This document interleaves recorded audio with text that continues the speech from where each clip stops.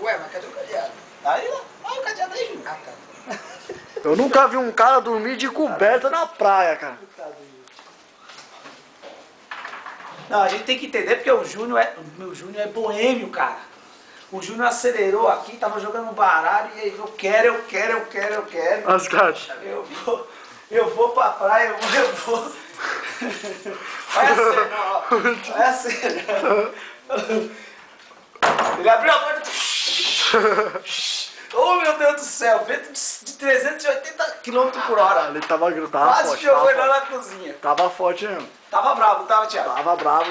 Aí Como que o pessoal dorme de coberta na praia? Como? Como que o pessoal dorme de coberta? É o seguinte, eu tô precisando de um lençol, daí eu falei, não, forra Lençol? Coberta de lã? Você tá lá onde tá... forra com lençol, depois Roberto, puxa aqui, ó, esfriou. um ventinho. Esfriou, mano. Não, tem que dormir de lençol, porque não tem Eu jeito. saí aí, não. deu uma esfriada no meu corpo aí, agora eu vou ter que me aquecer aí de novo aí. E o Júnior tá meio bravo ainda, porque ele é boêmio, você sabe disso. O Júnior saiu, na hora que o Júnior saiu lá fora, filho. Na hora que ele saiu lá fora, foi engraçado. Já puxava. Ele saiu, na hora que ele voltou todo Olha aí, ensopado, olha aí, eu falei isso. Olha que eu tô arrepiado. O Júnior foi abrir o carro quando ele botou essa água pura. Achando Pô, tá bom o tempo, tá ruim, não, vambora. É, tá.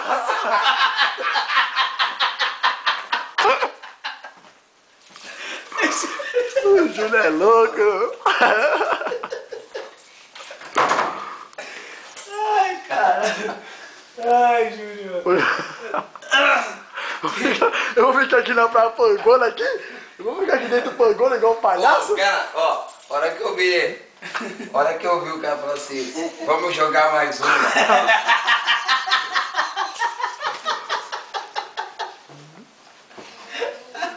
Esperando acabar o jogo. O Zé Paulo e o gosta, jogo né? não acabava porque ninguém sabia jogar.